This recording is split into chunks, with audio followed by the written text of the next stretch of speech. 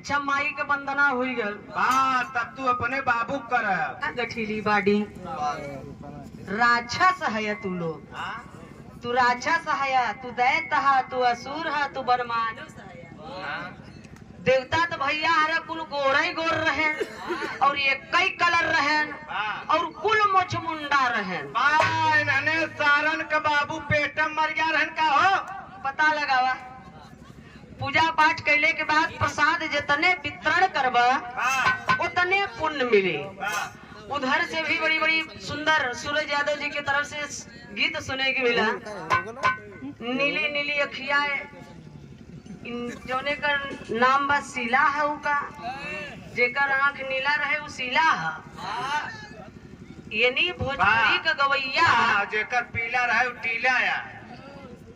भोजपुरी का पूर्वांचल का कलाकार मेहरारू